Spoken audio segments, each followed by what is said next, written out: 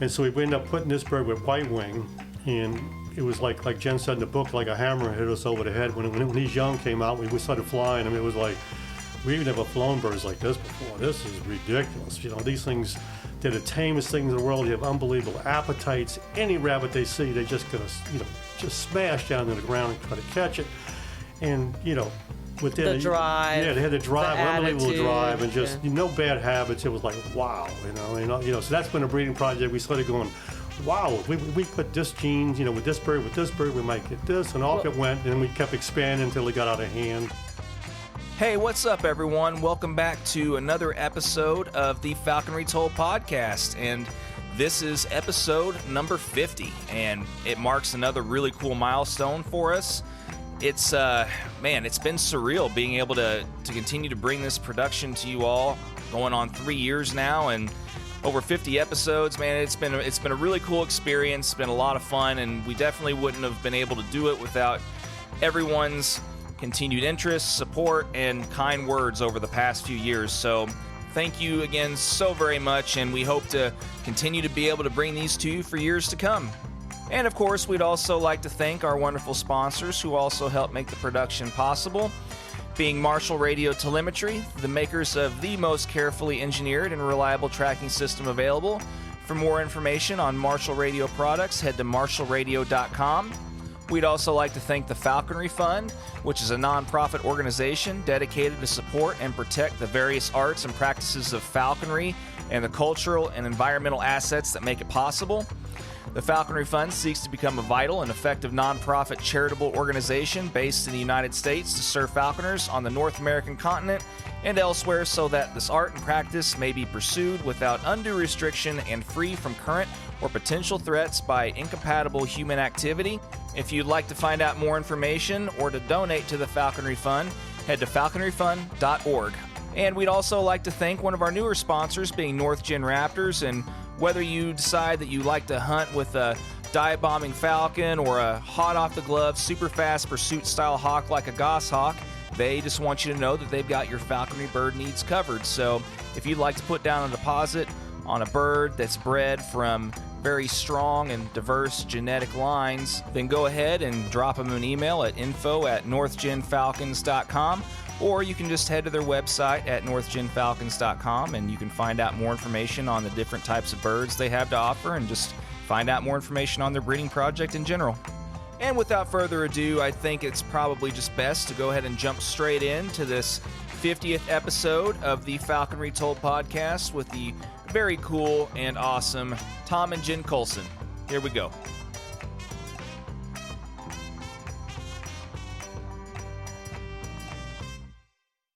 So I am down here back close to New Orleans again. I got the privilege to come and hang out with my friends, the Coulsons, for a couple days. They had mercy on me and decided to go ahead and let me come and hang out for a couple days after one of my wonderful 6-day stretches in Lexington for work. And it's been kind of cool just waking up and being able to come into a kind of a foyer and look out back and just see a ton of hawks hanging out in the backyard. And as like I told them last night, it's kind of neat just being able to look out in your backyard, and it's almost kind of like watching a fish tank, in a way. It's just kind of aesthetically pleasing and chilling. But how are you guys doing? And what's the latest been with you guys here? I'm doing fine, and thanks for driving down. I can't believe you drove all the way down to talk to the likes of us, but anyway, here we are, and this is our breeding season right now, and things are getting a little hectic. Our first chick hatched, I think, St. Patty's Day, and everything's going well with it. We'll put it back in the nest tomorrow the next day, and then eggs are, going as they go, and everything's looking good, and we're following Jen's swallowtail kite right now. She does swallowtail kite research. One of her kites is trying to cross the Gulf of Mexico right now, but I'll let her talk about that. It's pretty interesting. We're a little bit worried about the weather. Hope it makes it. But anyway, let me let Jen explain that or what we're up to. And Yeah.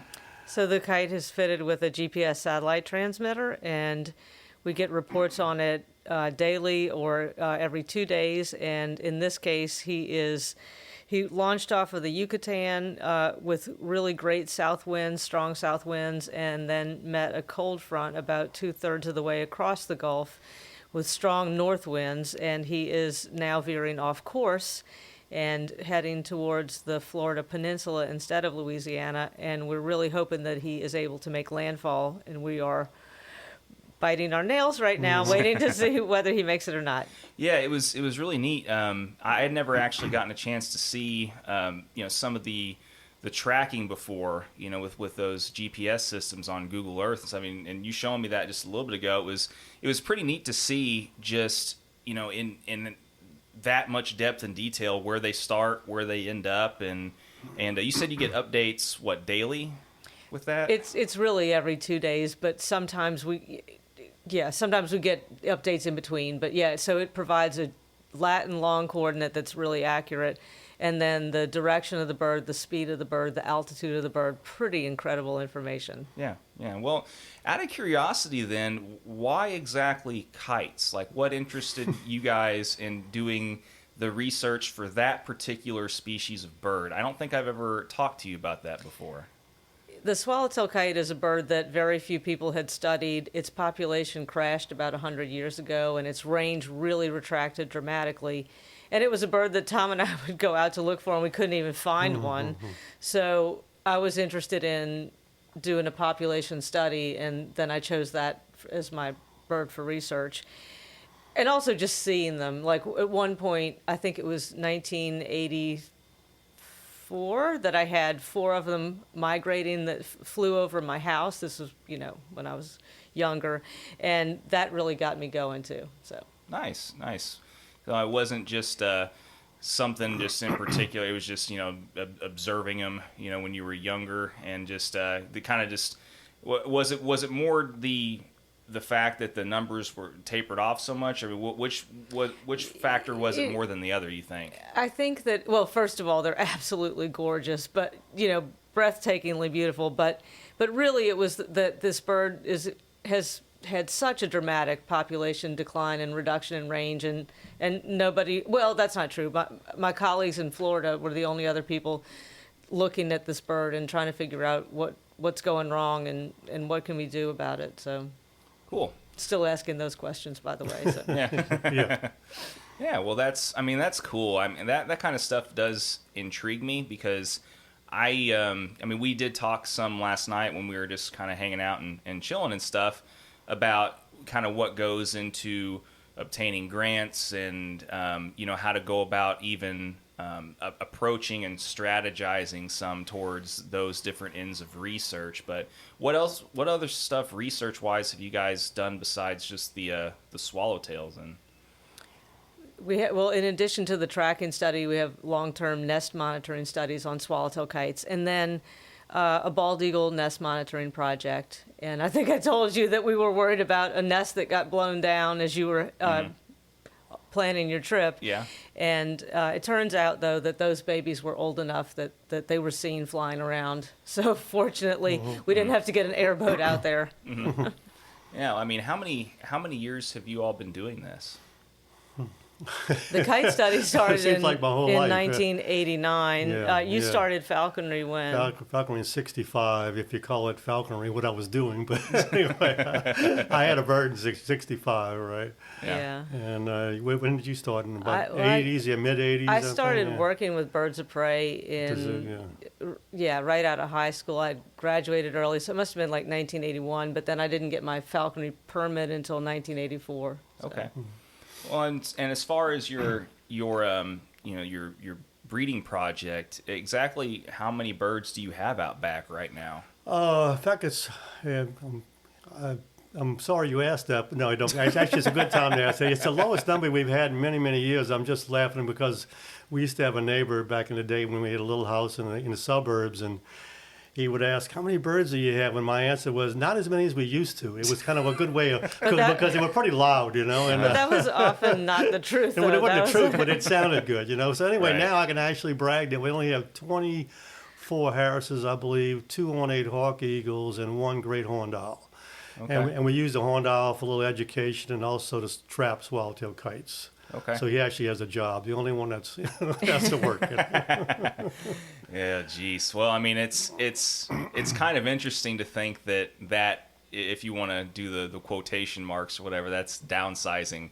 Yeah, it is downsizing. Yeah. And Wait, we- did you count the baby? No, I didn't count the Harris baby. I didn't count the Okay. baby, and more babies to come. I think we have 9 hunting birds right now that are being fattened up, and then when the rest are breeders, we have 6 pair of breeders, and things are rolling along fairly well right now. And anyway, but it is that time of year where I was telling you a little while ago, we'll be traveling around with these babies in a brooder, plugging them into this and that batteries, and while Jen flies the airplane, and the airplane look for kites, and we'll take them in canoes and trucks, and they'll be all over the place, because we keep them in a brooder for about 5 days until they get to about 90 grams, and you're kind of out of danger, basically. Then we put them back with the parents. So anyway, it's a kind of a time when we're kind of like burning the candle at both ends, basically.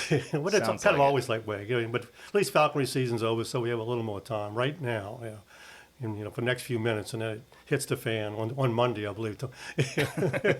Well, and I'm sure that since you all have done this for so many different years now, I'm sure you probably have this stuff kind of fine-tuned down to an art almost, as far as the efficiency and how to go about, juggling all of the responsibilities and maintaining all this stuff with just your normal daily lives to some degree. I mean, I can understand to a certain degree also how it doesn't matter. There's always going to be a degree of chaos. But When things go wrong, when Yeah, birds get sick or something that you just, of course you can't anticipate that. Then it Yeah. that really throws a wrench in the works. But It's- Tom has a system of feeding and getting food and feeding the babies and grinding up the food that is super efficient. Like to That's feed the- all those birds, it takes you what?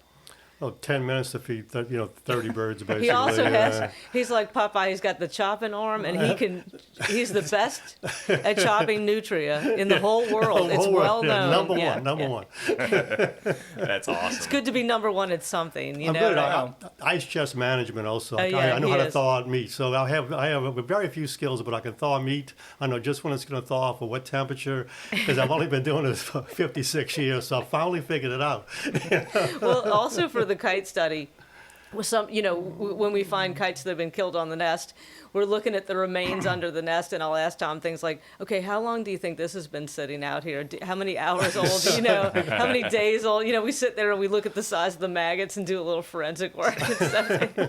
It's like, well, this isn't gonna kill anything if we feed it still maybe today, but tomorrow it might be actually bad or whatever. So we're trying to recreate what predator was there when, and how also how many days the nest Yeah, survived whether it was for demographic reasons. Whether it was a snake, or raccoon, or horned owl, the weather, whatever. It's always it's a detective work. But I don't have the patience that Jen does. But Jen will be on her hands and knees lifting up every leaf, every little twig to find some evidence. And she almost always does. And I'm kind of embarrassed by it because I'm kind of like, I'm tired of this. I want to do something. Just getting your nose up in there, just using every sense to try and figure the stuff Follow out. ants and flies and all. Yeah, Sure. everything, No, yeah. honestly, Yeah, I honestly. found a lot of things that way. Yeah.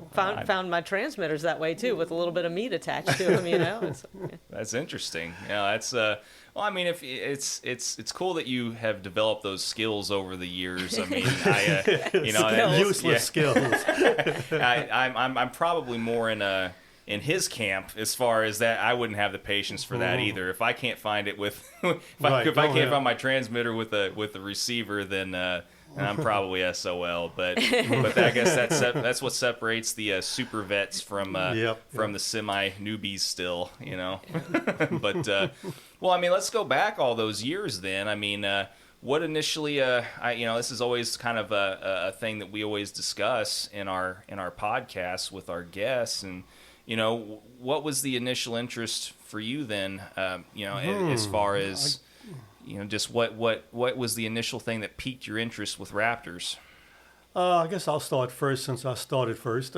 Anyway, I guess, well, I mean, I didn't start off raptors at all. I lived in the suburbs of New Orleans, pretty boring place. The houses were fairly new. There wasn't many big trees. It was, mockingbirds and sparrows and starlings, and, it wasn't very exciting. But New Orleans is an odd place we have drainage canals every few blocks. Every drop of rain that falls in New Orleans has to be pumped out over levees, since we're way down. The whole city's kind of underground, basically, under water level anyway. So I would live in these canals as a kid with a scoop net, catching crawfish and turtles and fish, and then fishing later in the bigger canals. And anyway, so I was always outdoors, and I loved all the things. And I love birds too. I got bird books as a kid from my parents, which were great, and I learned the local birds. But hawks were totally out of my league. We had no hawks in the neighborhood. Very, very boring. Now you go there, they have Mississippi kites, nests, and red shoulders. All the trees have grown up in that many years. But anyway, so try to get ahead now. And then, so my dad hired this young black guy named Jake Watson, and as a tech. My dad's was a scientist, and he was in med tech. And my dad said, well, this fella, he's a really neat guy. He loves animals and birds, and he's got a hawk. He's got a hawk. Oh, really? Got a hawk? That'd be neat. Well, he says, one day when you're off school, holiday, come by the lab and you can see his hawk. He'll bring his hawk. I bring the hawk. So I get to the lab one day, and sure enough, Jake brought his hawk. And it was a broadwing hawk, because I didn't know what a broadwing hawk even was. And it's like, oh, this is pretty cool. And Jake said, I can even fly it. I can even fly it 25 feet across the yard. And I went, 25 feet across the yard? I got to see this. So sure enough, he did, and I went, oh, that's pretty cool. Cheap parlor trick. And then, at the time, I'm like 15 years old. So, girls and this and that. And I kind of, I didn't see Jake very often, since I didn't go to my dad's work very often. So it kind of, didn't worry about it. But then later on, I'd see Jake again, and we'd talk hawks and this and that. And then he didn't, of course, he didn't know anything about falconry, so he went to the library and got some old English books, were all that were available, these old English books on falconry. And, of course, nothing to do with a broadwing or red tails or anything. It was all to do with peregrine falcons and, whatnots. But we, he read them and then handed them to me, and I read them, and we got kind of fascinated. And then, do you think we could hunt this thing? And then, we never hunted it, and we tried. It was pretty inept. It was embarrassing looking back. But anyway. So come about 1964, I'm still in high school, and Jake all of a sudden looks at Field and Stream magazine. They had an ad in there about a NAFA meet in Elko, Nevada. I believe it was that year, pretty close. I mean, it might be a year off. So he, by himself, gets on a Greyhound bus from New Orleans, goes from New Orleans to Elko, Nevada by himself. Of course, without a hawk or anything. He left his broadwing home, thank God. He laughed out of the meet. And everybody treated him wonderfully. Took him around, showed him how to trap birds, how to make a BC. And Jake saw all sort of neat falconry. They didn't hunt much back in '64, but he saw a little bit of action. He saw some wild raptors and told me about seeing prairie falcons and all those exotic birds. I mean, a ferruginous hawk. And wow, I'll get out the books. And what's a ferruginous hawk? And on we went. So anyway, he brings back all the plans for traps and stuff. We go, oh, okay, now we got something.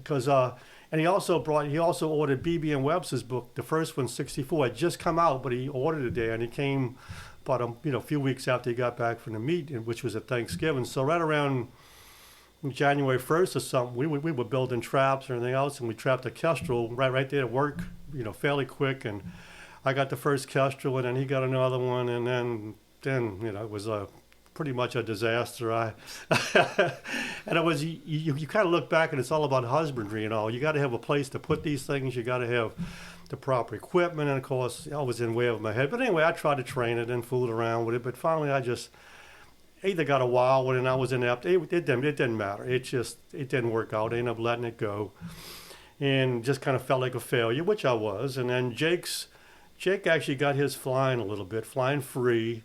But then one day he made a mistake. He probably had a little bit too high, and it was a little too windy, and he had on a red shirt, bright red shirt. Never forget that. And the kestrel had never seen a red shirt before, and it saw that red shirt and just beelined it out of there. And that's the last we've ever seen of that kestrel. So I learned, don't change your clothes in the middle of training. Keep everything. Wear the same underwear, pants, exactly, and shirt, exactly. From the first day you get a bird, and then I mean, really, to this day, I don't have sunglasses on. I mean, whatever I do the same. I wear the same hat. I do whatever kind of bird it is. I just got in that habit. It's worked pretty well. And but anyway, real quick. Then we went to a NAFA meet in 1970 in Yankton, South Dakota, And then I remember meeting a guy called, Alan Besky. He's still kind of an acquaintance of ours, great guy, and he had a red tail. And they were flying. They were all my age roughly. Well, we were all about early 20s, and it was when the red tails kind of came to the front. All these old timers, they all had peregrines and goshawks, everything out of Europe. They didn't even use American goshawks. They didn't use American peregrines. They imported everything from Europe. And then we had the red-tailed hawks, and the red-tailed hawks were kind of looked down on as the ivory tower people always do. But the red-tails were actually taking game. I think Alan and them caught like 6 cottontails, and there wasn't a lot of game there, but he caught 6 cottontails during the meeting. I was really impressed, and I met a bunch of new people, and all of a sudden I got home and I went, I can do this. I saw how they do it. They aren't any better than me. I can figure this out. And within a couple of weeks, I was catching rabbits, and then here we are today. It's gotten out of hand. But anyway, I don't want to bore you anymore now. No, that's not boring at all. That's what this this is all about. I love hearing this stuff, and so does everybody else. So yeah, and then he went from this bird to that bird to this, and he just kept getting more out of hand, and of course this is before any laws, so I would train. This is, the laws came in 76, so this is, in the early 70s. So I'd train 5 red tails a year, and keep 1 or 2, and then just give myself experience. I needed experience. So that's the only way I got experience, and I was off. I ran an amino acid analyzer at work, this big machine, complicated machine. It took up a whole room. But anyway, the samples came off from overnight at 5 o'clock in the morning, so I started work at 5 in the morning, and I got up at 1:30 in the afternoon, which was perfect for falconry. So I already had on my hunting boots. I had all my tidbits cut, where I had everything, and so I was rolling. As soon as I got home, the birds were in the truck, and off I went. So it was a perfect job for falconry, because I try to tell people, any apprentice or anybody, it's all about time. If you don't have the time, I don't care how good you are, what birds you have, you just can't do it. And luckily, I had the right job, and I kept that job for 30-something years, and it just made all the difference, Yeah, out of curiosity, you mentioned that amino acid machine, and it being the size of the that was also kind of in the age then, also with the computers being so big and stuff. So also, right? Yeah, it was. It was a monster. I still dream about it. It's been, the last time I ran that thing was around 2000, and I still dream about it. Because it was a bear, as they say. You had to mix up just all these chemicals together, and all these buffers, and all the pHs had to be exactly right, and everything. And radioactive stuff. We had carbon-14 to deal with, so you had to be real careful with radioactivity, and on it went, But it was a great life, Nice. Yeah. Nice. Yeah. Well, So your career then kind of took off in the early 70s, and you kind of went from there. So Jen, you said you started more in the 80s? That's right. Is that what you said? Yeah, early 80s. I had just finished high school. I had graduated a year early because I don't know what my rush was, but anyway, so it was 81, and my dad saw in the newspaper that you could volunteer for the Audubon Zoo to take care of injured hawks, and I was like, oh, that is me. So I kept calling the number, and nobody would ever return my call. So finally I talked to somebody, and they're like, yeah, well, okay, we'll put your name on a list and whatever. So then I kept calling back and saying, hey, I'll do anything. I'll cut up rats. I don't care, but I'll feed the hawks, whatever it is, I really want to do this. And I learned later that it was all part of their screening process to make sure that they got people who weren't going to just, right. show up for a couple of days and quit. But anyway, so they put me in the commissary of the zoo, and they made me light scented candles, while I cut up all the rats to feed the hawks. Anyway, so that was a great experience for me to... It's suddenly I was taking home baby screech owls and rearing them over the summertime, and preparing them for release, that kind of stuff. But it's actually how I ended up meeting Tom. One of the first birds of prey that I took care of was a kestrel, and she was recovering from a broken wing, and I didn't think she could fly well enough to make it in the wild. So I said, well, why don't you let me take this bird home and fool with it some and see how well it can fly. And so I ended up training it and using Tom for a lot of advice. He was the falconer that was volunteering at the zoo, he and Toby Bradshaw, that everybody turned to for advice. And so I was asking him things like, okay, if this bird is releasable, Where do you think would be suitable release sites? How do I determine whether it can fly well enough? That kind of stuff. But anyway, it was a haggard kestrel, and it ended up being a pretty tough bird to train, but it ended up also not being releasable. So I got my falconry permit, and I was encouraged by the rehab folks to do that. At the same time, I went out hunting with Tom a few times.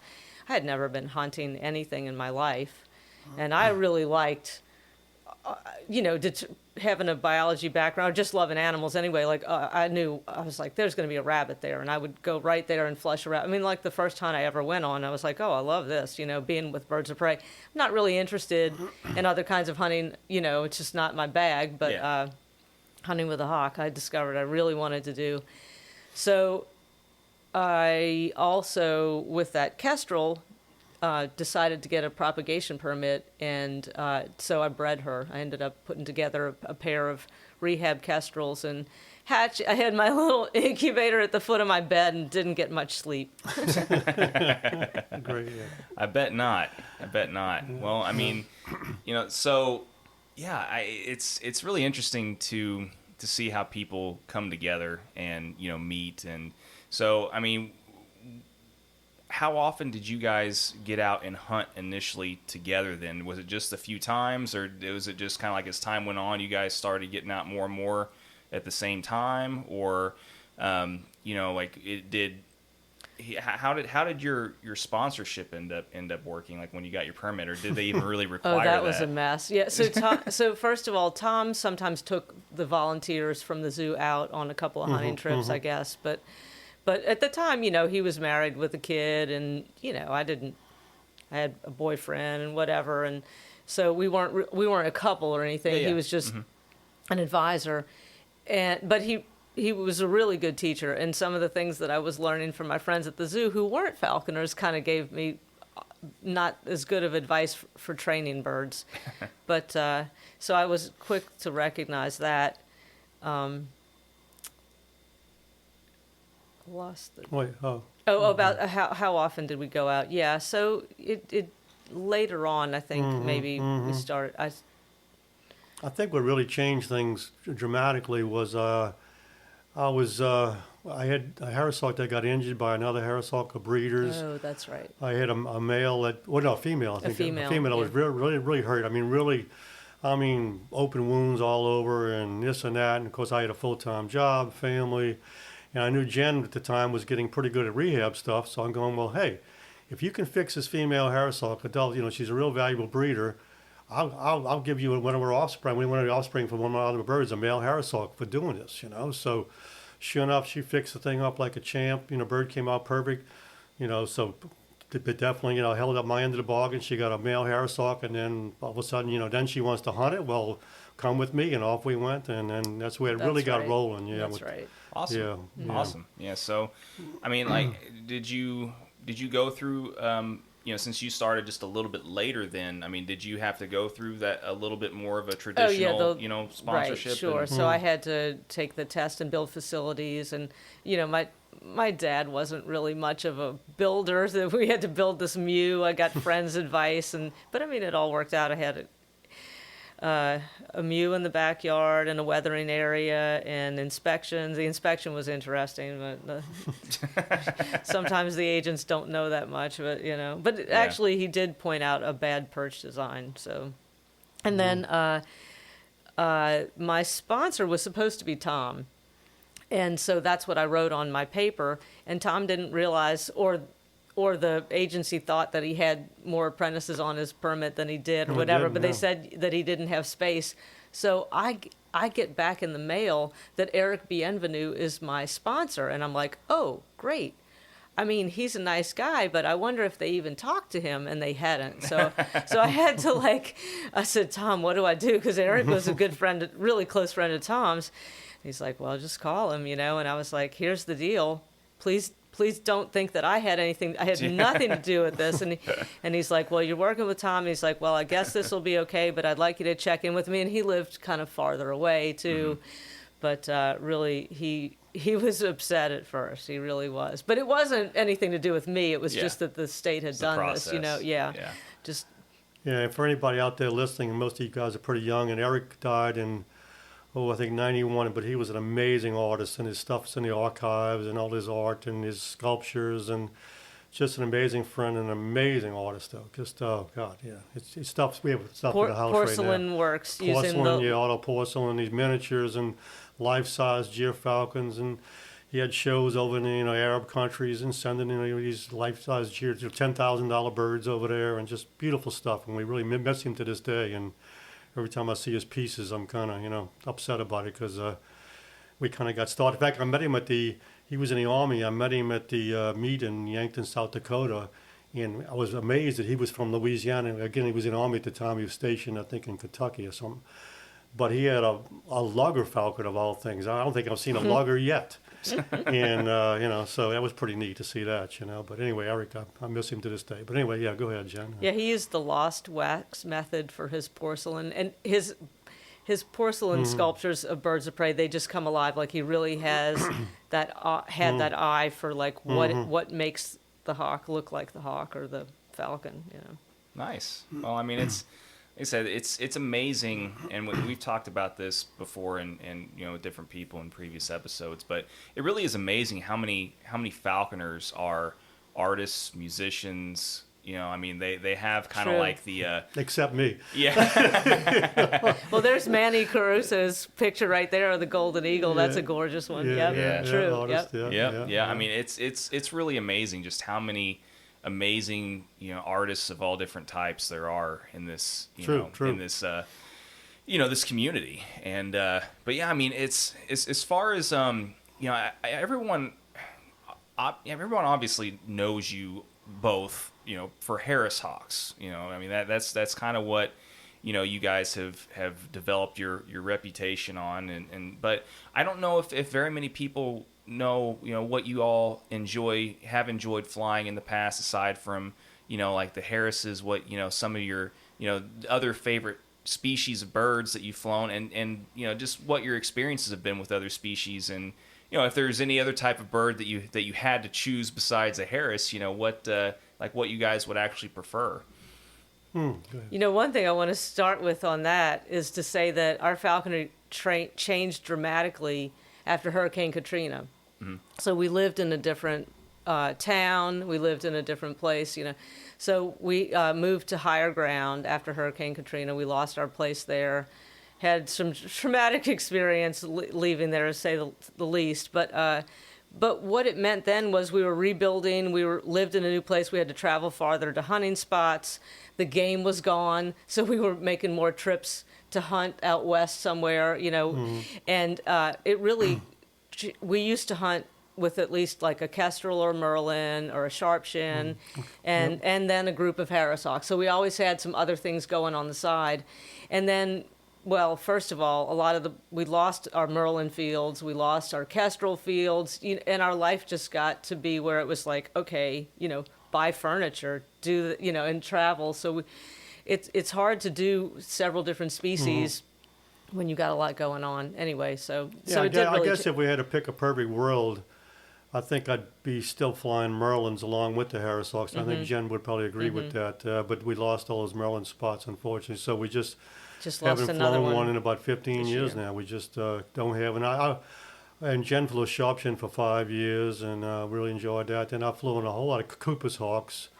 I had one for 10 years even, and let it go after flying it 10 years. Got several thousand head with it probably, but I flew a lot of accipiters. Loved that in the day. But I was always over the top, kind of I'd fly a merlin, a Cooper's hawk, and a Harris hawk all in the same day. All different places. I could do that. I could go all the way until dark. Of course, I lost my marriage probably from it, and a few other things probably, and had a weird life, but I was possessed and still am. So, but I had places to hunt, and again, that's how everything hunting, and so now basically we still have a few Harris hawk places left to hunt, but everything else is just really hard. So unfortunately, we don't fly any other species at the moment. But things could change. I'm looking at I'm always scouting. That's another thing. There's not a day go by when I'm driving somewhere and I'm scouting to hunt somewhere, hunt something, and it's in my genes. Anywhere we're driving, we're like, what do you think about that spot? You're like, yeah, I bet there are rabbits there, but we can't hunt them because of that transformer. And so, that's yeah, you're always looking. But anyway, Yeah. Well, I mean, that's cool because I mean, we were talking about this some last night.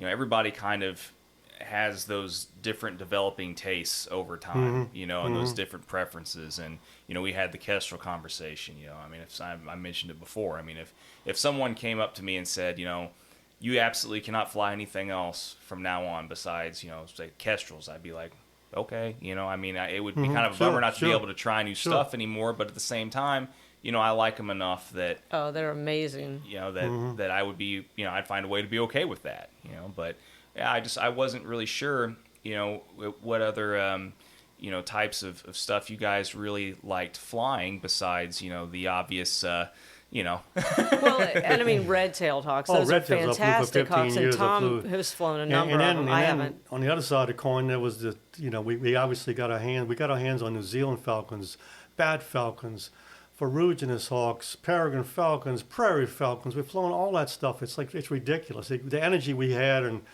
it's almost embarrassing to look back. What?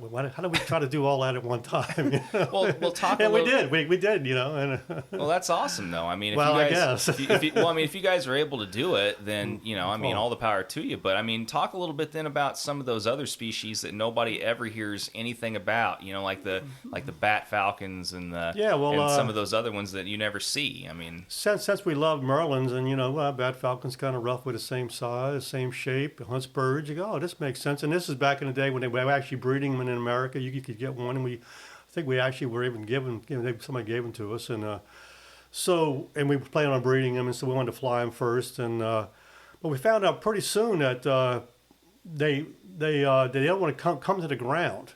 So as long as the bird was flying, they'd whack it, say a dove going by, or whack a sparrow, whatever it was. And, of course, the bird would fall to the ground or, try to hide under a bush or something. And you could not get a bat falcon to come to the ground, even to a lure. Just didn't want to come to a lure on the ground. Yeah. And finally you go, is it just this bird? Well, we flew another one, and it's like the same thing. I mean, you could get them come to the ground, but you had to starve them to death, basically, just to get them to come to the ground. You go, what is wrong? What's wrong? What's going on here? And finally it came to us, and after our travels in Central America, observing them in the wild, well, they hunt over the rainforest. Mm-hmm. And if anything falls through the canopy, it's lost. In their mind, they could not go down under the canopy. That is death to them. Yeah. It's the same mentality a kestrel has when it catches something. It's going to carry it to someplace safe. It just can't be on the ground very long. It's too little. So when a bat falcon does fly, it sits on its highest perch over the rainforest, goes out and catches a bird in the air, hopefully. Brings it back and eats it at its high perch. And that's what they wanted to do in falconry. And you go, well, this just can't work. I mean, I can't have it. If it does catch a bird, it's just going to bring it to the top of a tree or the top of a building and eat it. And you go, yep. Other than that, they're wonderful. They were easy to train. They were just sweet as can be, fast as lightning. But they just, again, they weren't made for falconry. Mm-hmm. I mean, our experience anyway. Nobody else, as far as I know, nobody's really doing a whole lot with them anyway. Maybe if you had a telescoping pole that there you go. A portable radio tower. Yeah, that's what. Well, yeah. I mean, what other kind of the more exotic species that you never hear anything about did you guys mess with or actually try and fly that you thought was different or intriguing? Go ahead, Jenny. New Zealand falcon. That was the most disappointing birds I think we've ever. I almost hesitate talking about. You go ahead, Jen. Tell them. Yeah. Well, we flew the male. And he really had the build. The female looked like a falcon, and the male looked to me like it was shaped more like a Cooper's hawk. It was the most bizarre. I mean, narrow shoulders and kind of, dimorphism that I've ever seen, because it wasn't just a size difference. It was like the way the thing was put together.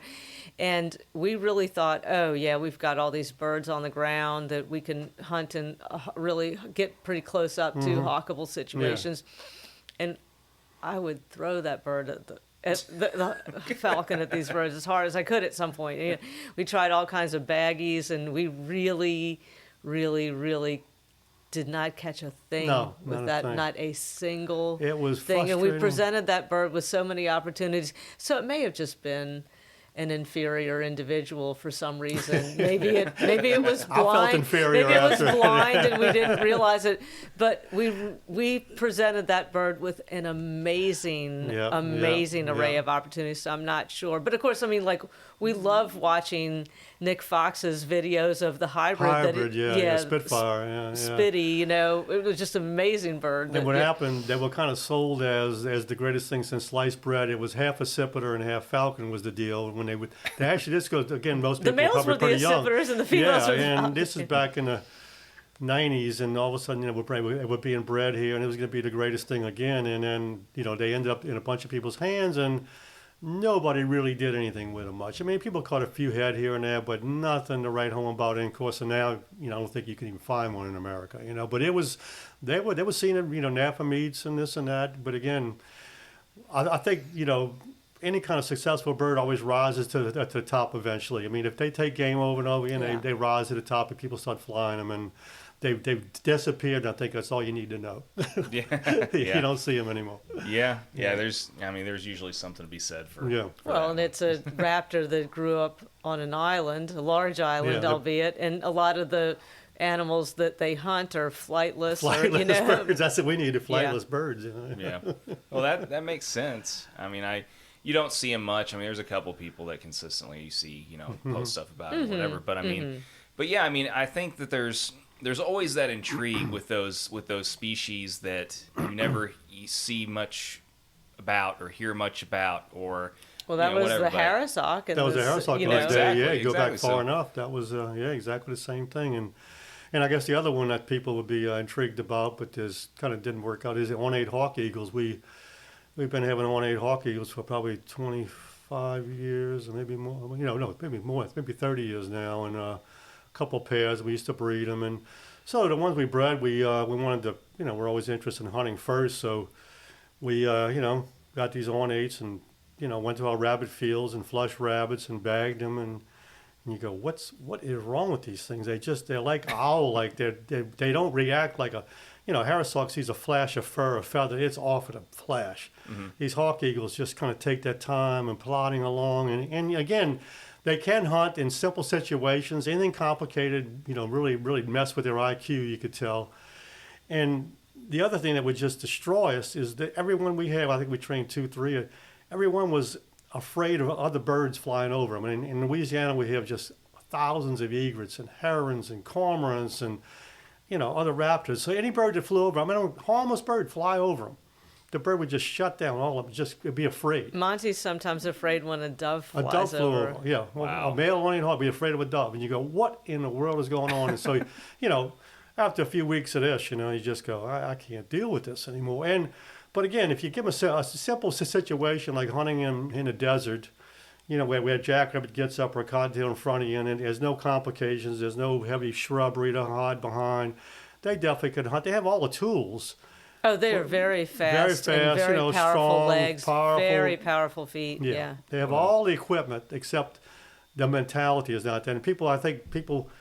It's you more know, owl-like. Yeah, more owl-like. They look at every old raptors as a beauty contest, and they definitely tops in a beauty contest. But again, they're not as if they're not going to take over the falconry world. I'll predict that they're not going to be the next Harris hawk and the next goshawk or redtail even. Not at all. But again, hey, I hope I'm wrong. You know, I wouldn't mind Yeah, it a the bit. problem is here we don't have much of a hawk off the glove, easy. We don't have easy rabbits here, Right. so you know. Not like, you know, some of the desert Yeah. areas out Right, west, right. or, you know, some of the Right. you know. And maybe I think that, I mean, they're very, like, especially the males, very fast and agile. And so I think they would do well on ducks and stuff as long as you could get over their fear of, maybe they're not afraid of, I never did try to hunt birds with them, so maybe they would do all right with that. But, Yeah. I mean, they obviously hunt birds in the wild, so. Yeah. Well, yeah, I mean, you would hope that, yeah, if a dove was flying over it and it was scared, you would hope that, you know, a duck flying up out of a ditch or something like that, it wouldn't freak it out. Yeah, but, you maybe just it's the never know. overhead thing. Maybe they're used to being dominant. Yeah. You know, but I have had some conversations with Freddie Pallinger, the artist and falconer in Brazil, and he's flown some and known people that flew some, and he says, you know, this is a bird that just really takes a lot of patience. Their development is slow, and their learning process is generally slow. So, you know, I'm used to training things that learn a little quicker. So, Right. you just have to, and apparently maybe bagging them a whole lot, dragging things a lot, those kind of, fake prey to real prey transitions. I do remember saying, if I got to bag this thing one more time, right. I'm going to kill it. How many rabbits? Yeah, we're not used to doing much on the baggy front, but yeah. Well, I mean, whenever you're used to something that's a little higher IQ, like the good old Harris Hawks, it's I can see where it would be frustrating to go to something that's going to take multiple years to develop. But I mean. Yeah, I guess it all just depends on, where your dedication is at the time and how, just how much time you really want to give something. Yeah, and when we've got 9 or 10 other hawks that we're training, then to put that much time and effort, which we really did for Maya, for example, put a lot of time and effort into training her, surprisingly for us. Yeah. And we even had a spot that was like if the rabbit would go behind a tuft of grass, that she would just veer off, like, oh, it disappeared magically, Just not really what you were expecting. Yeah. Wow. Yeah, that's nuts. Well, I mean, like I said, I mean, I love hearing about some of these other species that not very many people have flown or will ever fly or, have, I mean, it's like I said, I mean, it's always cool. You just don't see that stuff very often. Well, it made me think more about their biology in the wild, and they're hunting under a lot of dark. They have very owl-like forward-facing eyes, and they are hunting a lot in low light. They're under the canopy. And I think they have a lot of time to think about things. I think they're surprising things in the low light. Which is more of an owl-like situation. They're not a reaction bird like a goss or Harris hawk. They just kind of bob their head more owl like Jen said, more bob their head around, looking, thinking about things, and then once they're off. But it takes a while to get all those nerve endings going. Yeah, Jerry Oswinkle was catching jacks with them. In Arizona back in the day. Yeah, but again, it was simple stuff. Bleak desert with rabbits getting up in front of you, and you go, I can see that working. Yeah. But does it work better than a Harris or a Goss? I don't think so. I'd still like to play around with them some, but it's kind of when your truck is already filled up with 9 or 10 Harris Hawks, right. Where does the ornate go in the big, and so really having to travel so much is what's kept me from. They didn't travel near as well as the Harrises do. That was the other thing. And also having the space. I mean, we'd have to get. Yeah, you just have to upgrade to a cargo van. Yeah, exactly. Yeah. All right. Stop, sometimes it's better to be limited by space too. Hey everyone, I just wanted to kind of jump in here and interject for a minute since we're getting ready to get into the Harris Hawk part of the conversation. And on the Coulson's behalf, I wanted to remind everyone of the existence of the Baywing Database, which is the international registry for Harris Hawks, and it's modeled on registries for breeds of horses and dogs. It's a repository for hawk pedigrees and documents and legitimizes the Harris Hawk captive breeding program and helps preserve our falconry heritage. So they wanted everyone to know that every falconer and breeder working with Harris Hawks can participate. So if you want to either discover your hawk's ancestry or register your Harris, you can do it today at baywingdatabase.com. All right, let's get back to it. Here we go. Going back then, I guess this would be as good a time as any to transition to the whole discussion of what brought on the passion with the Harrises then, and what spawned all that, and what made you guys decide to start such an in-depth breeding project with them, and do the whole the database and really just go this in depth with this particular species. Yeah, well, it goes all back to the 70s again. I guess about 70, I think Harry's book, Desert Hawking 2, came out in Harry McElroy. Desert Hawking 2 came out in 76, I believe, and I got that book immediately.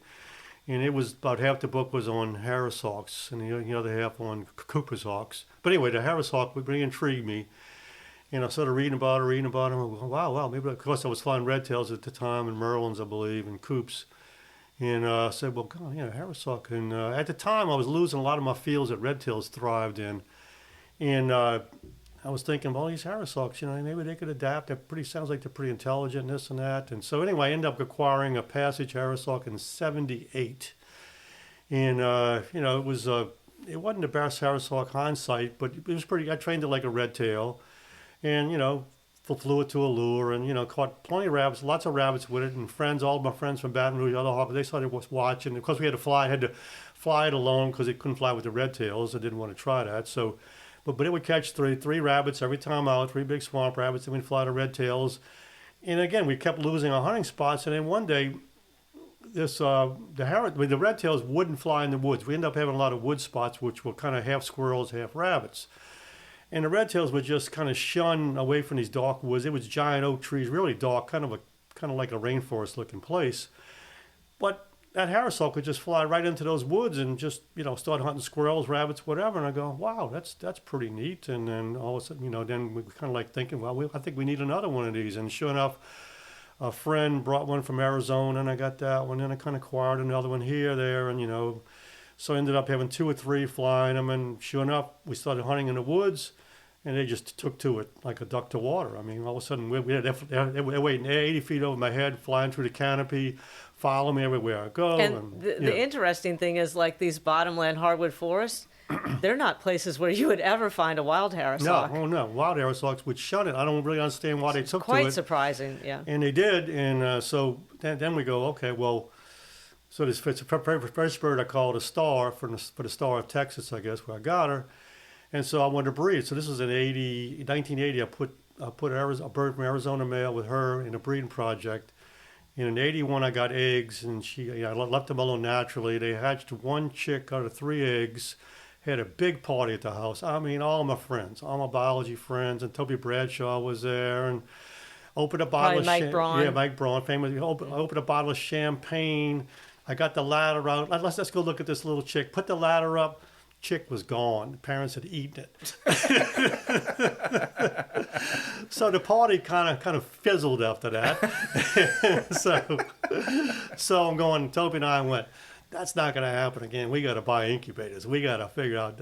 We just can't leave it up to the parents. So we got these cheap incubators, and we didn't have much money in this and that, but we kind of learned how to use them. And next year we got 7 eggs, I believe, and Toby got 2 or 3 of them. I got 3 or 4 of them, whatever. And we ended up hatching, I think, 3 or 4 chicks. And of course, we raised them all wrong, and didn't trust the parents to raise them. So we ended up raising them basically in a group in a mew, and they turned out half imprinted, half this, half that, and fought with each other, and attacked dogs and all the bad habits. But we were learning. It was growing pains. And so after a couple of years of that, we ended up having the parents raising them, and here we are today. But then Jen came in, like say, right after that, in the early 80s, you got your first Harris Hawk, that male I was talking about earlier. And then we breed, and Jen. I think I got him in 83. But okay, makes sense. Yeah, and then that's when the breeder project really started going. I put White Wing up to bird White Wing. I had a passage bird White Wing who got hurt by a cat, grabbed a cat, got a wing. That's how a wing turned white. And so put her up for breeding, and then that's when Jen came along. And Jen was a great record keeper, and she had everything organized, all the paperwork, all the genealogy of everybody. So we really started getting serious. And then just by happen chance, I ended up getting a male from Malcolm Edwards, this big Arizona male from a famous breeding project. He was one of the earliest ones breeding him in Georgia. And so we ended up putting this bird with White Wing, and it was like Jen said in the book, like a hammer hit us over the head. When he's young came out, we started flying him. It was like, we've never flown birds like this before. This is ridiculous. These things, they're the tamest things in the world. They have unbelievable appetites. Any rabbit they see, they're just going to, just smash down to the ground and try to catch it. And, within the drive. Yeah, they had the drive, unbelievable drive, and just no bad habits. It was like, wow, So that's when the breeding project, we started going, wow, if we put this gene, with this bird, we might get this, and off it went, and we kept expanding until it got out of hand. And anyway, here we are today. And also having Toby Bradshaw's input as a geneticist too was awesome. Nice. It still is. Yeah. And in 1984, Toby moved to Seattle. He brought some of the birds, our birds, to Seattle, and he started a breeding project. So then we started swapping genes. So he'd be flying on jackrabbits and stuff in Oregon and this and that, and I'd give him birds, he'd give me birds back, and we started, what do you think of this bloodline? What do you think of that? And Jen would fly birds, and friends would fly birds. That was our other thing. We try to put birds in good people's hands. We still try to. It's pretty hard to do, but we try to find good falconers that take the birds and give us a good feedback on how the birds are going to do. Because I don't want to breed, obviously, bad birds. So if the birds keep coming out, great, we're going to breed them. If not, we're not going to breed them again. So it just kept growing like that until now it's kind of turned into a little cottage industry, I guess, here at home. I keep hearing a recurring theme in this conversation with the words "out of control" being mentioned a lot. Out of control, yes, out of control. People think it's ideal, a match made in heaven that both the wife and the husband are falconers, but then, who's gonna... Who goes shopping? Jen doesn't want to shop. I don't want to shop. Who buys clothes? I don't want to buy clothes. She doesn't want to buy clothes.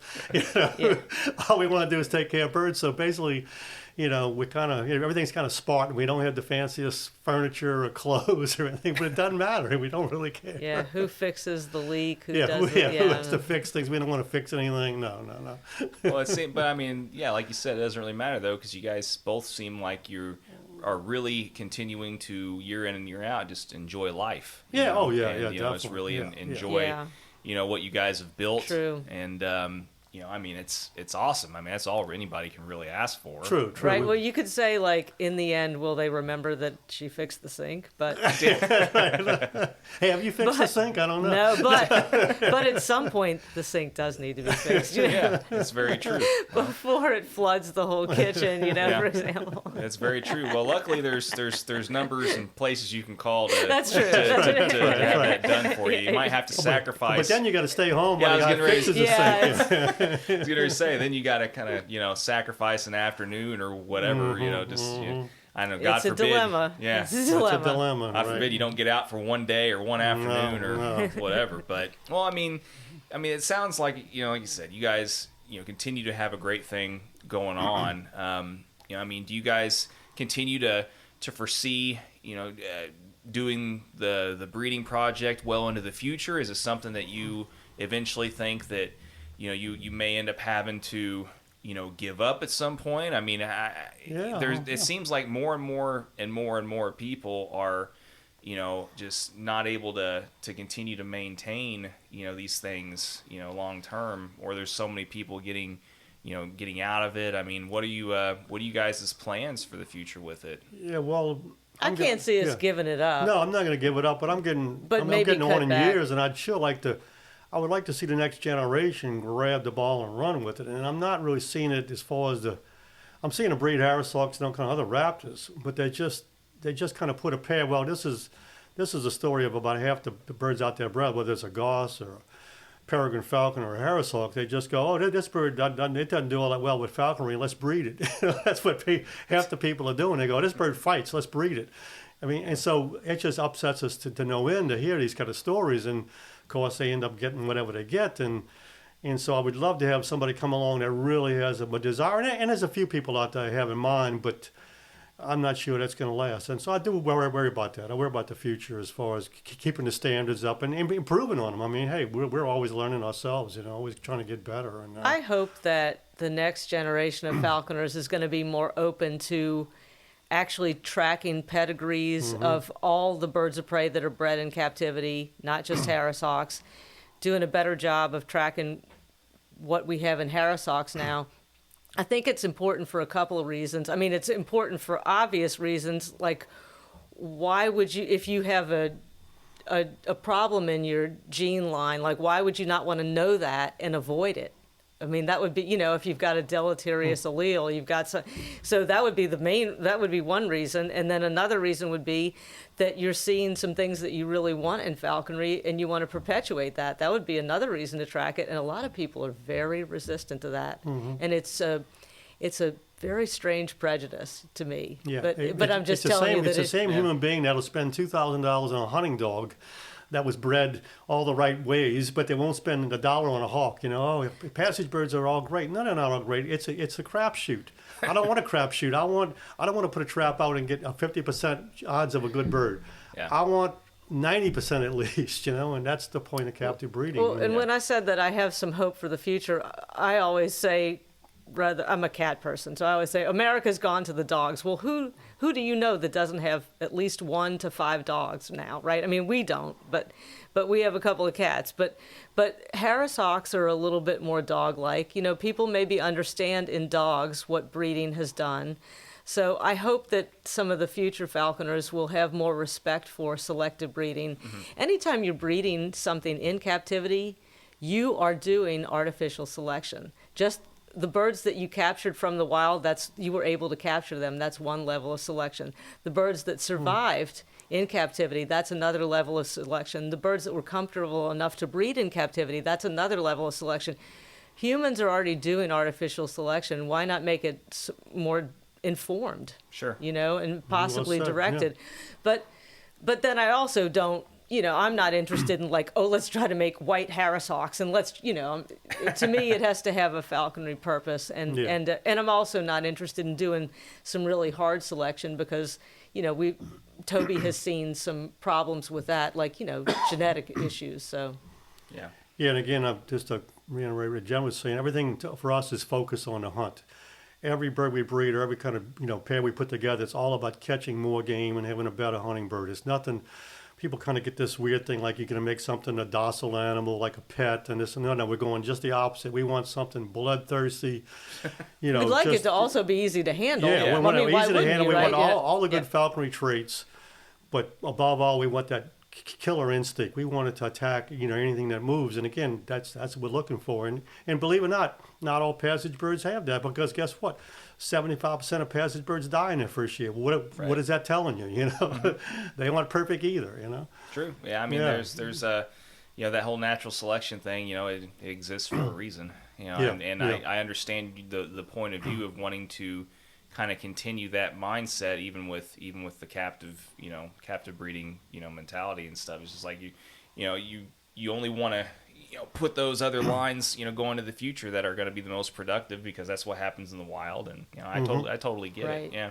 But just out of curiosity, then this is always usually one of the harder questions that are one of the hardest conversation pieces that's discussed, but because everybody can think of a million of them up until the point that they're asked what their favorite story is and what their favorite hunting instance is or what their favorite bird is. But pick a couple of instances or stories that have been some of your favorites, in all the years that you've been doing this, and go.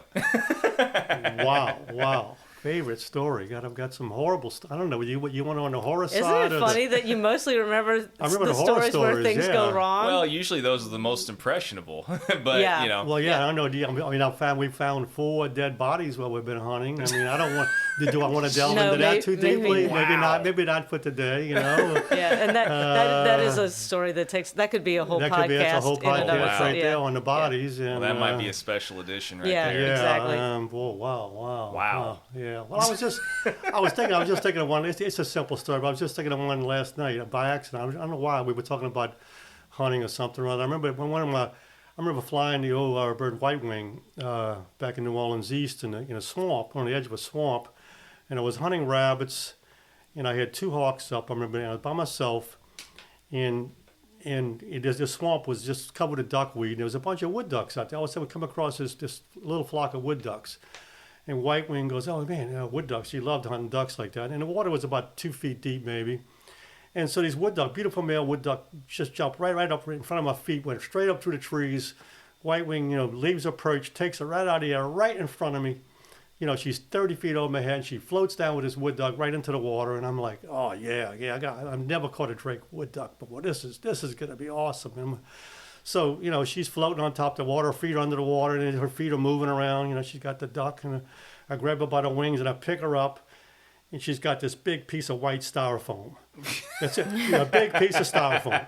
And I look about 20 feet away, and there's the wood duck with its head popping up. Heading for Canada, it was off, And I'm going, how did this ever happen? I don't know. What I saw her take the wood duck. I saw the wood duck come down to the water. I saw her under the water fighting with it. Wow. And how she ended up with this piece, of course, the water was full of trash. Being, New Orleans East, it was around a dump, a landfill. So when I picked that thing up and saw that styrofoam, I must have had the oddest look on my face. And to this day, I still haven't figured out what happened. Wow. But lots of more stories like that. But that's an easy, funny one anyway. Yeah. Go ahead, Jen. What you got? I was thinking of, we were in the middle of nowhere in Lee County, New Mexico, like no town around or anywhere, and we were hunting with. I think we just each had a Harris hawk apiece, because we're often hunting with a group instead. But this was kind of really open habitat, and it was a couple of years ago where the jacks were really, really up in that area. And I was flying Callie, and I can't remember who you had, but we had we were jumping a few jacks, and the hawks had missed, and then all of a sudden we had a flight that just kept. They flushed a rabbit and kept missing it, and we were too far away to pick them up and toss them. They just kept doing the Harris hawk rebound thing where they would get up in the wind and fly again and again and again. And we were running, and I was trying to keep them in sight, and they were so far away that it was getting to the evening time, and I was getting a little nervous about getting to them because there were coyotes around and stuff. And so one of the hawks, I probably remember this story because it was my hawk that caught it. Anyway, my hawk catches a rabbit. Tom's hawk comes in and helps. And we're running because we can see him tumbling. And we finally get there. And, I mean, we're really out of breath. I've just grabbed the jackrabbit's back legs. And we're like a tent with our game bags over the hawks. And suddenly we're by the main road there. I mean, that's how far it had been. It was, what was that, like a... Yeah, more than a half mile. It was closer to, anyway, 3/4 of a mile or something. Anyway, there's this truck that pulls up. It wasn't on the main road, it was on a dirt road near it. But anyway, they're like, how did you all get here? Where is your truck? They're just like beyond, like there's no way that humans could have just magically appeared. and they're just like... They were like, what are y'all doing? They thought we were homeless people, and we were camping out there, and that our vests were the tents and stuff like that. And so then, anyway, it was just really funny. They wanted to know if we needed a ride back to our trucks. And then, they couldn't see our truck. And they wanted to know how we were going to get back. And we're like, we're going to walk back. But they were out there. Couple of hunting quail, country bumpkins. They were hunting quail out the car window. Yeah, nice, huh? Yeah. Well, you should have been like, well, we just kind of got stranded. We could use some money to get back to town. Right, exactly. To hitch a ride. Yeah. Could have at least gotten you free dinner that night. Right, exactly.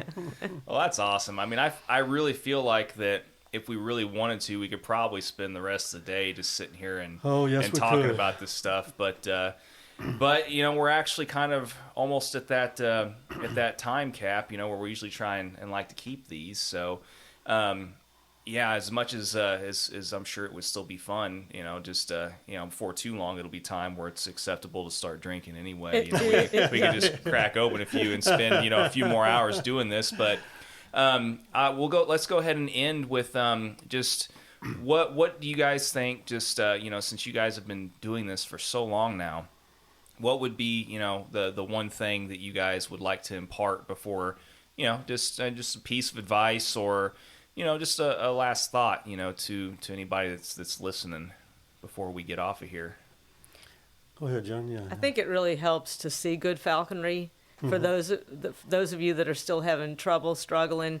So my advice would be to go out with a falconer that really knows what they're doing, and not just somebody that's a quote-unquote master falconer, just somebody who catches game and their hawks are kept in good condition. Yeah. Yeah.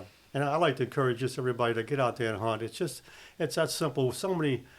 So many birds we sound every year. Just the people promise to hunt, and we hope, and then we end up a year later hearing the bird was hand me down to somebody else, and they didn't hunt, and it's just get out there and hunt. It's amazing the fun you're going to have and the stories you're going to have to tell later in life, and it's just I encourage hunting, at all costs. And scout in your off season. Yeah. And a lot of people don't understand how to scout. And don't be ashamed to just ask people how to find a hunting spot too, if you're not able to, but that's... And try to handle failure. We were talking about failure last night, and birds are going to die, birds are going to get hurt, and you got to just get back on the horse and get another bird and just keep on trucking, and don't let anything hold you back. But learn from your mistakes. Yeah, learn from your mistakes. Don't let them happen twice. Because we're all going to make mistakes, but just don't let them happen twice. Yeah. Well, awesome. Now, this is a perfect time, I think, to go ahead and end then. And thank you guys so much for taking the time and once again having me down here. It's been fun and. John, we really appreciate what you're doing too. It was a long drive. I know, appreciate it. No, like I said, I'm any kind of time I can usually make to hang out with friends and in the midst of all this craziness and kill as many quote unquote birds, no pun intended, with one stone. I'm always happy to do it. So thank you again so much, and let's go off and do something else here in a bit. Sounds good. Let's do it. Right. We really hope that you guys enjoyed this 50th episode of the Falconry Told podcast, and thank you again very much to the Coulsons for having me down and for the opportunity to be able to do it, and for also taking me out a little bit on the town and showing me some of the different stuff in downtown New Orleans. I'd actually never gotten a chance to go down there yet and experience some of that culture, so that was definitely very cool to hang out and watch some street bands, have a few beers, get some pizza down there afterwards. It was, it was a good time. It was a good couple of days. So all that being said, before I leave you all here today, I'm actually going to turn things over to Israel. He had a few things he wanted to tell you guys. And take care. And until next time, I'm going to leave you all with him. And peace out. Later on, everyone. Hey guys, it's Israel Matson jumping in here on John's episode to thank you all for all of your support. And thanks to John too. This guy is the reason we're here, constantly working to make episodes happen, and the reason we've made it to episode 50 and probably to our next goal of episode 100. Oh, and you guys as well, of course. None of this is possible without your support. To commemorate the 50th episode of the Falconry Told podcast, I've commissioned the making of 50 replicas of King Frederick II's official coin. Minted by the Emperor upon taking the reins of the Holy Roman Empire, this one-of-a-kind memento heralds the impact King Frederick II has had on falconry and on so many guests we've had on this program. We all appreciate his tremendous contributions to the sport of falconry, and this stamped coin is really cool because he designed it in the traditional Roman style versus the contemporary designs of the time. We should have updates on when those will get in soon, so keep your eye on our social media and website for news of that. There will be only 50. They'd make a great keepsake, necklace, key fob, just a great all-around token to the continuing legacy of documented falconry. What Frederick was doing then, and what Falconry Told seeks to continue doing now. Thank you for your continued support and contributions. Enjoy.